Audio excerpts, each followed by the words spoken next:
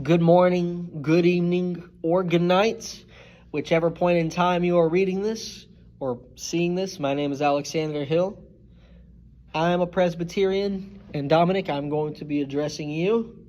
You almost convinced me to become a single elder Congregationalist, but as a Bible-following Presbyterian, I was able to resist the temptation with which you brought, thanks to my following of Scripture.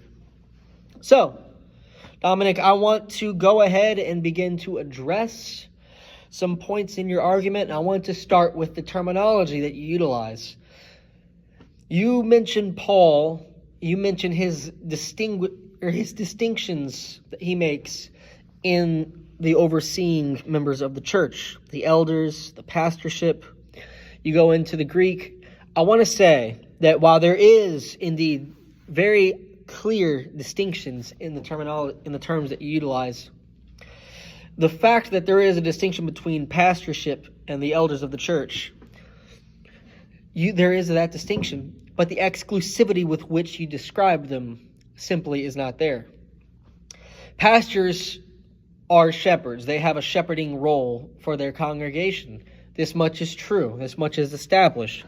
But the role that a pastor walks in does not necessitate them to have a higher level of authority than their fellow elders or presbytery.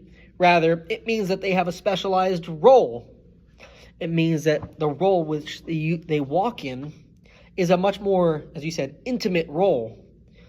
But it does not require more authority, rather a different kind of practice.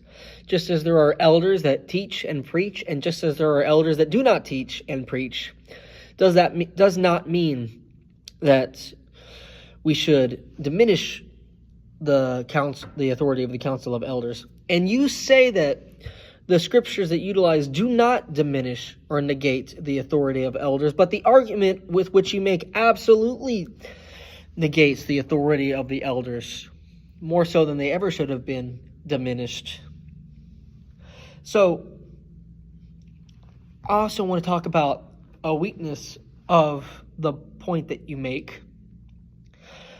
Let's talk about accountability.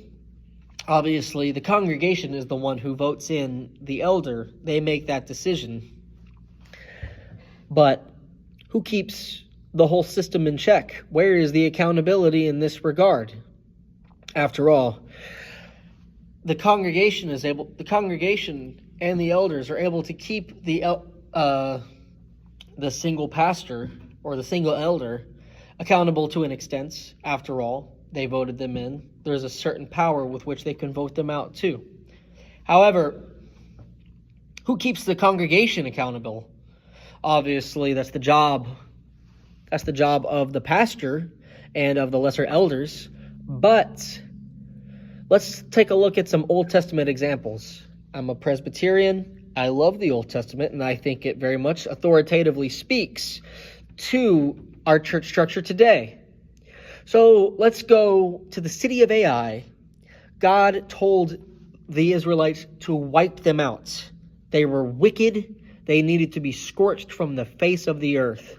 The entire city, the rulers, the citizens, the slaves, men, women, and children, everyone to be destroyed because they were, as a collective, unrighteous, evil in the sight of God. And let's get this a little closer to home. Not only can an entire city be evil, an entire tribe of Israel can be considered evil in their entirety. Let's take a look at the book of Judges and the uncomfortable story of the death of the concubine.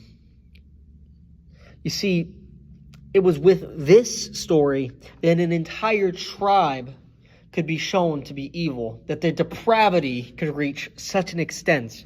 Civil war broke out, and an entire tribe of Israel was counted as unrighteous. I won't go into the unrighteousness of the entire nation of Israel during the exile, but I will say there is a point to be made that large groups of people in their structure can be considered unrighteous and need to be held accountable, and God will make sure that it happens. In a single elder congregationalistic mindset, I don't think it's taken into account that an entire congregation, from the layman to the pastor, can be unrighteous in their entirety. And this needs to be in place.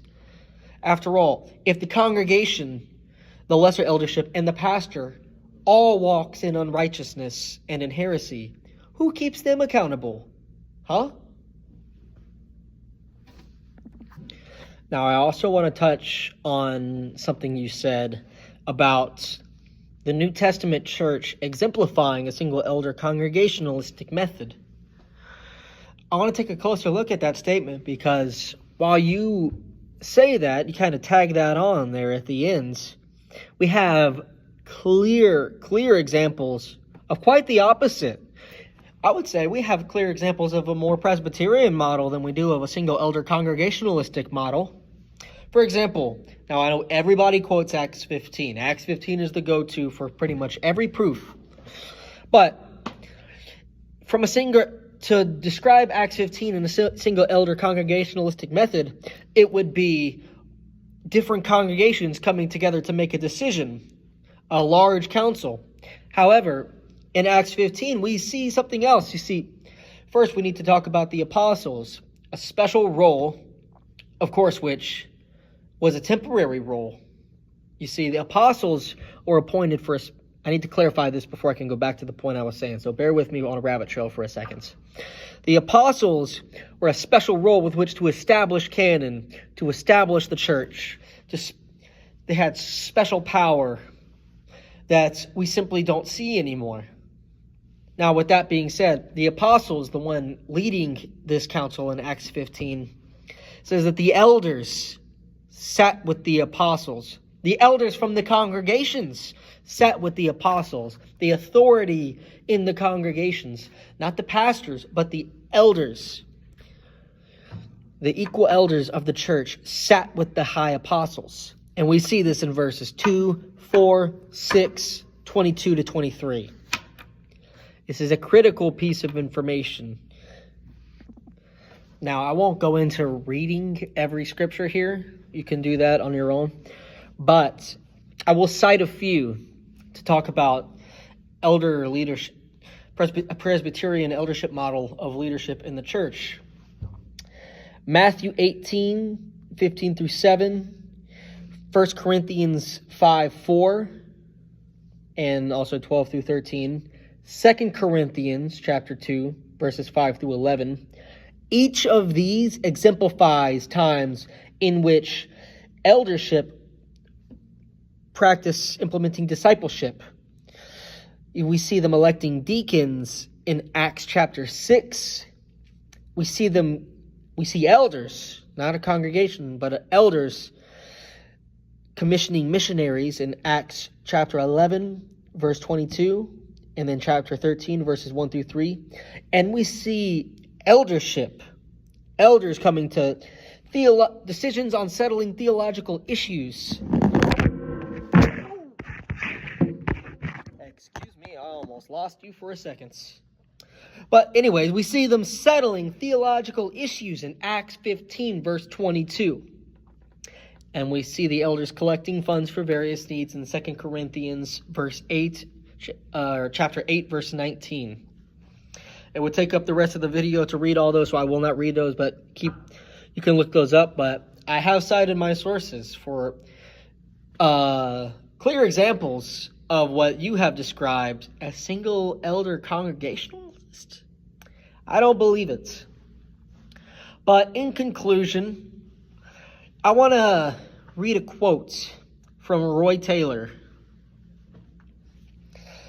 He talks about, he addresses single elder congregationalism, and he says this of it: we must determine whether the Bible teaches that churches are to be independent of each other or to be interdependent upon each other in fulfilling the Great Commission. Congregations can't do this alone. The church is bigger than this. Church is a worldwide phenomenon. And as apostolics, we have to rely on one another to fulfill the Great Commission and to see it in the world. I love you, Dominic, and I want to say, even though you're a heretic and I believe the Bible, we can still be friends. Thank you to anybody watching this. Godspeed.